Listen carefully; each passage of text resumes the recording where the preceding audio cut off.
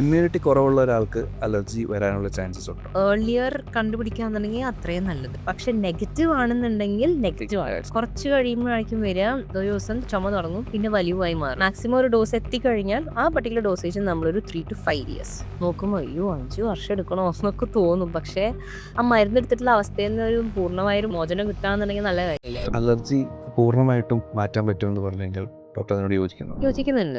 എപ്പോഴാന്ന് വെച്ച് കഴിഞ്ഞാൽ അത് അലർജി ഏത് സ്റ്റേജാന്നനുസരിച്ചിരിക്കും. അതായത് ഏറ്റവും കൂടുതൽ നമുക്ക് അലർജി പലതരത്തിലാവാമല്ലോ. സ്കിന്നിൽ ചൊറിച്ചിൽ മാത്രമായിരിക്കാം, അല്ലെങ്കിൽ തുമ്മൽ ജലദോഷം മാത്രം, കണ്ണ് ചൊറിച്ചിൽ മാത്രമാവാം. അതല്ല ഫുൾ ഫ്ലെഡ്ജ് ആയിട്ടുള്ള ആസ്മ, വലിവ്, ശ്വാസം മുട്ടൊക്കെ ആയിട്ടുണ്ട്. അപ്പോൾ ഏർലിയർ കണ്ടുപിടിക്കാന്നുണ്ടെങ്കിൽ അത്രയും നല്ലത്. സിവിയർ സ്റ്റേറ്റ് എടുക്കും. കാരണം വെച്ച് കഴിഞ്ഞാൽ ആസ്മ സിവിയർ ഇപ്പം നമ്മളിപ്പോൾ ചിലർ തുമ്മൽ ജലദോഷം മാത്രമല്ല ഇങ്ങനെ വെച്ചുകൊണ്ട് കുറേ നാൾ കിടന്ന് നടക്കും. കുറച്ച് കഴിയുമ്പോഴായിരിക്കും വരിക, ഒരു ദിവസം ചുമ തുടങ്ങും, പിന്നെ വലിവായി മാറും. അപ്പോഴാണ് ഇത്രയും കാലം ഈ തുമ്മൽ മാത്രമേ ഉള്ളൂ, ഇത് ആദ്യത്തെ പ്രാവശ്യമായി. അതിനാണ് നമ്മൾ ഏർലി കണ്ടുപിടിച്ചിട്ടുള്ള ആൾക്കാർ പറയുന്നത്. പക്ഷെ അവർക്ക് മനസ്സിലാവില്ല. അപ്പം നമ്മുടെ പേഷ്യൻ്റ് പറയുമ്പോൾ അവർ അവരുടെ ജീവിതം വെച്ചാൽ പഠിക്കണേ. നമ്മൾ പലരെയും കണ്ടതുകൊണ്ടും പഠിച്ചതുകൊണ്ടാണ് ഇങ്ങനെ ആവുമെന്ന് പറഞ്ഞു കൊടുക്കുന്നത്. അപ്പോൾ ഏർലി സ്റ്റേജിൽ അലർജി ഇതുപോലെ തുമ്മൽ ജലദോഷം സ്കിൻ ചൊറിച്ചിൽ ഇങ്ങനെയൊക്കെ ആയിട്ട് നമുക്ക് എന്തിനാ അലർജി എന്ന് കണ്ടുപിടിക്കാന്നുണ്ടെങ്കിൽ സ്പെസിഫിക്കലി ഒന്നെങ്കിൽ ആ സ്പെസിഫിക് സാധനം നമുക്ക് അവോയ്ഡ് ചെയ്യാം. അതല്ലെന്നുണ്ടെങ്കിൽ പർട്ടിക്കുലർ ആയിട്ടുള്ള അലർജന് നമുക്ക് വാക്സിൻ എടുക്കാനുള്ള ഓപ്ഷൻസ് ഉണ്ട്. അപ്പം അതിന് മുമ്പ് നമ്മൾ ഏതിലാണെന്ന് കണ്ടുപിടിക്കണം.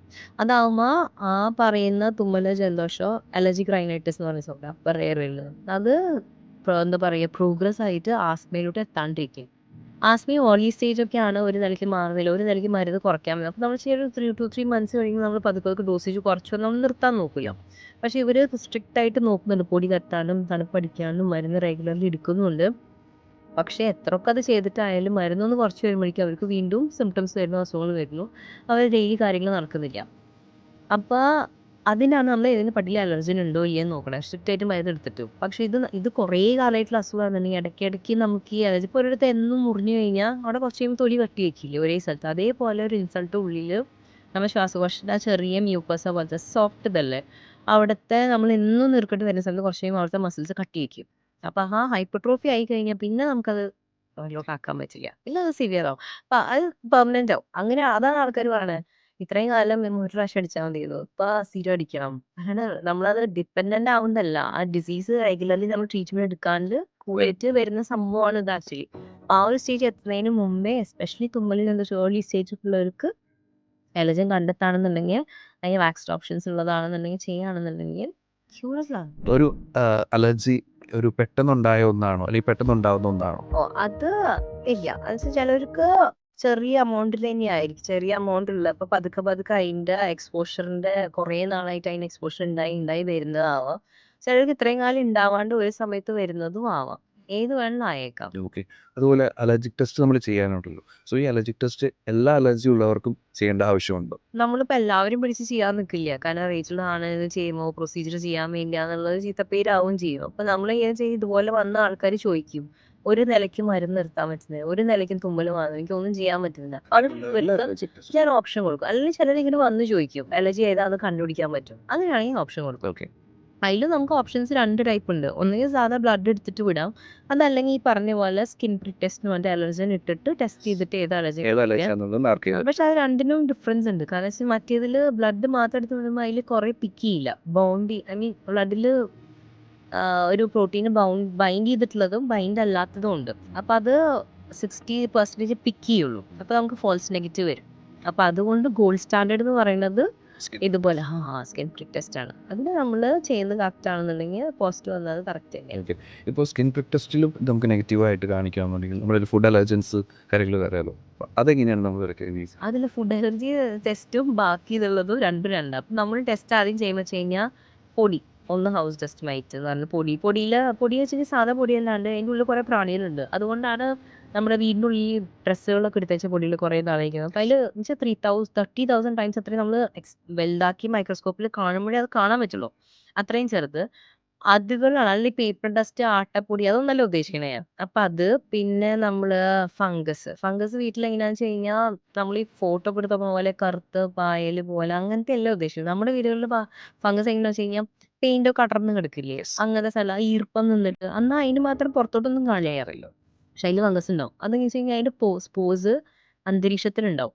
പിന്നെ പോളൻസ് പൂപ്പൊടി, അത് പല പല കാലാവസ്ഥ അനുസരിച്ച് അതും അന്തരീക്ഷത്തിൽ നമ്മൾ പുറത്തിറങ്ങുന്ന ആൾക്കാരല്ലേ, അപ്പൊ അന്തരീക്ഷത്തിലുണ്ടാവും. പിന്നെ നമ്മള് പട്ടി, പൂച്ച, കോഴി, പ്രാവ് അങ്ങനത്തെ സംഭവങ്ങൾ അതിന്റെ ഡ്രോപ്പിങ്സ് അതൊക്കെ വീട്ടില് പട്ടിന്ന് വെച്ച് കഴിഞ്ഞാൽ എല്ലാവർക്കും പട്ടീനെ കഴിക്കണമെന്നില്ല. വെറുതെ പട്ടീനെ വേണ്ടാന്ന് വെക്കേണ്ട ആവശ്യമില്ലല്ലോ. പൂച്ചയും ഉണ്ടെന്നുണ്ടെങ്കിൽ. അപ്പൊ നമ്മൾ ടെസ്റ്റ് ചെയ്യുമ്പോൾ ചിലർക്ക് പൊടി മാത്രമായിരിക്കും കാണുക. പട്ടിക്ക് കുഴപ്പമുണ്ടാവില്ല. ആ പൊടിയായിരുന്നു ചെയ്യേണ്ടത്. അപ്പൊ അത് പിന്നെ നമ്മള് ഉറുമ്പ്, കോക്രോച്ച് അങ്ങനത്തെ കുറെ സംഭവങ്ങളൊക്കെ ചെയ്യും. അപ്പൊ ഉറുമ്പ്, കോക്രോച്ച് പോസിറ്റീവ് വരാന്നുണ്ടെങ്കിൽ ഇതുപോലെ അതിന് നമ്മൾ ആക്ഷൻ എടുക്കില്ല. അവരെ പെസ്റ്റ് കൺട്രോൾ വിളിച്ച് വീട്ടിൽ നിന്ന് ഒഴിവാക്കുക. പക്ഷെ ഇപ്പൊ ഡോഗ്, ക്യാറ്റൊക്കെ ഉണ്ട് ചിലർക്ക് ഒരു നിലയ്ക്കും അവരെ ഉപേക്ഷിക്കാൻ പറ്റില്ല. അങ്ങനെയുള്ളവർക്കാണ് നമ്മൾ അതിന്റെ വാക്സിൻ ഓപ്ഷൻസ് കൊടുക്കുക. അപ്പൊ പട്ടി പൂച്ച എന്ന് വെച്ച് കഴിഞ്ഞാൽ അവരാ നക്ക് ചെയ്യും അവര്. നക്കിയിട്ട് നമ്മൾ വൃത്തിയാക്കൂല അവരെ തന്നെ. എസ്പെഷ്യലി പൂച്ചകൾക്കാണ് ഏറ്റവും കൂടുതൽ. അപ്പൊ അവരുടെ ഡ്രോപ്ലെറ്റ്സ് ഉണ്ടാവും അവരുടെ മുടിയിൽ. ആ മുടിയിൽ അന്തരീക്ഷത്തിൽ ആ ഡ്രോപ്ലെറ്റ്സ് വന്ന് നമ്മൾ ശ്വസിക്കുമ്പോഴാണ് നമുക്ക് അലർജി വരുന്നത്. ഓക്കെ. അപ്പൊ അതിന് അതിൻ്റെതായ പ്രിക്കോഷൻസ് നമ്മൾ അതനുസരിച്ചിട്ട് പറയും. അതൊന്ന്. അപ്പൊ അതിനൊന്ന് പോസിറ്റിവിറ്റി. അപ്പൊ ഇത്രയും പല സംഭവങ്ങൾക്ക് പോസിറ്റിവിറ്റി കഴിഞ്ഞാൽ പോസിറ്റീവ് ആണ്. ഉണ്ടാവും. ബട്ട് ഫുഡിന്റെ കേസസ് ഡിഫറൻസ് ഉണ്ടായിരിക്കും. അതായത് ഫുഡിൽ നമ്മൾ എങ്ങനെ ചെയ്യുന്നത് വെച്ച് കഴിഞ്ഞാൽ ഇതുപോലെ നമ്മളോട് കുറേ ടെസ്റ്റ് ചെയ്യുന്നുണ്ട് ആക്ച്വലി. അപ്പൊ അതിൽ ഒരു ഇതെല്ലാം ഹിസ്റ്ററി കറക്റ്റ് ഇപ്പൊ ഒരാൾ പറയുമെങ്കിൽ മൊത്തയ്ക്ക് അലർജി നോക്കുകയാണെങ്കിൽ സുഖം. ഓക്കെ. നമ്മളത് മാറ്റി ചെയ്തൊക്കെ മതി. ഗോൾഡ് സ്റ്റാൻഡേർഡ് തിന്നാൻ കൊടുക്കുക അലർജി വരില്ലാണ് ഏറ്റവും കൂടുതൽ. പക്ഷെ അത് അലർജി വെച്ച് കഴിഞ്ഞാൽ നമ്മൾ വിചാരിക്കുന്ന ഒരു സോഴ്സിന് മാത്രമല്ലേ. കണ്ണ് തരിച്ചു വരും, ശ്വാസം കിട്ടാൻ ബുദ്ധിമുട്ടും, BP ഫോളും, ഒത്തിരി BP ഫോളെ അറസ്റ്റ്. ഇതാണ് അനാഫൈലാക്സിസ് എന്ന് പറയുന്ന സംഭവം. അപ്പോൾ അത് നമ്മൾ ഒരിക്കലും ഇവിടെ നമ്മൾ ട്രൈ ചെയ്യില്ല. അത് ഹൈ റിസ്ക് ആണല്ലോ. അപ്പം നമ്മൾ ഇതുപോലെ ചെറിയ അലർജിയുടെ എക്സ്ട്രാക്ഷൻ പ്രത്യേകം നമ്മൾ വ്യത്യസ്തമാണ്. അതിട്ട് നോക്കിയിട്ട് പോസിറ്റീവ് ആണ് നെഗറ്റീവ്. ഫുഡിൻ്റെ കാര്യത്തിൽ അത് നെഗറ്റീവ് ആണെന്നുണ്ടെങ്കിലാണ് കൂടുതൽ നമ്മൾ നെഗറ്റീവ് ആണെന്ന് പറയും. പക്ഷെ ഫുഡിൻ്റെ കാര്യത്തിൽ ഒരെണ്ണം പോസിറ്റീവ് ആണെന്ന് വെച്ച് കഴിഞ്ഞാൽ പോസിറ്റീവ് പറയാൻ പറ്റില്ല.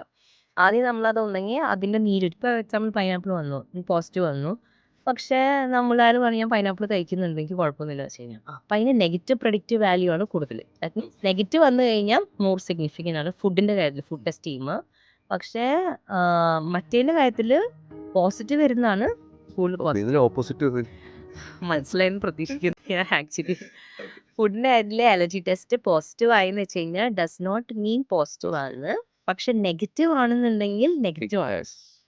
പോസിറ്റീവ് വന്നു കഴിഞ്ഞാൽ നമ്മൾ ഇപ്പൊ പൈനാപ്പിൾ ആണെങ്കിൽ അതിന്റെ സെയിം നീരും ഇട്ടിച്ചിട്ട് നമ്മൾ ടെസ്റ്റ് ചെയ്ത് നോക്കും.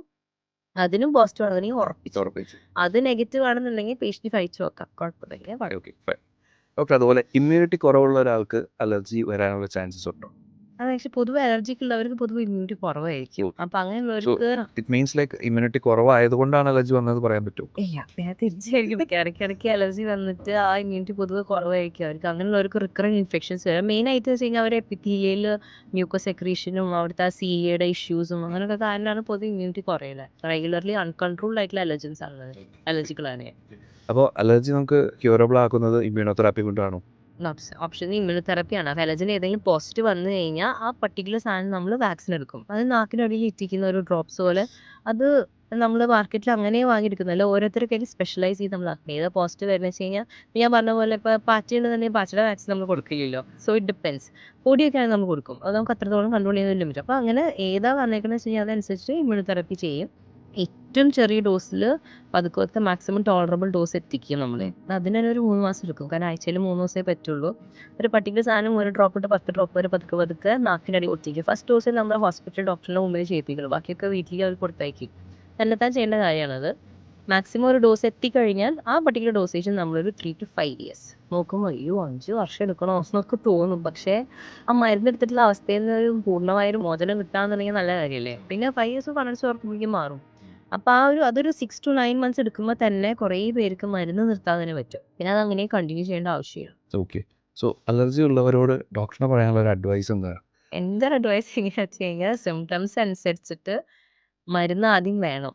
മരുന്ന് ആദ്യം എന്ന് വെച്ചാൽ അപ്പം ഉണ്ടാവണ നീർക്കെട്ടും ഉള്ളിലെ എഡിമ സംഭവങ്ങളൊക്കെ കുറയ്ക്കാൻ വേണ്ടി മരുന്ന് ആദ്യം. പിന്നെ മരുന്ന് നിർത്തി പോരാനായിട്ട് ട്രിഗേഴ്സ് സ്റ്റോപ്പ് ചെയ്യുക. മോസ്റ്റ് കോമൺ തണുപ്പും പൊടിയാണ്. ഞാൻ എല്ലാവർക്കും പറയുന്നത് തണുപ്പും പൊടിയും അവോയ്ഡ് ചെയ്യുക. ചൂടുവെള്ളം എടുക്കൽ, ചൂടുവെള്ളത്തിൽ കുളിക്കുക, അങ്ങനത്തെ കാര്യങ്ങളൊക്കെ ശ്രദ്ധിക്കുക. അത് കഴിഞ്ഞിട്ട് നിർത്താൻ പറ്റാത്തതെന്ന് വെച്ച് കഴിഞ്ഞാൽ ഇതുപോലെ വേറെ എന്തെങ്കിലും അലർജൻസ് ആയിരിക്കും. അത് കണ്ടുപിടിക്കാൻ നമ്മളൊരു ഓപ്ഷൻ കണ്ടെത്തും. അതേ വേറെ thank you doctor. Thanks so much.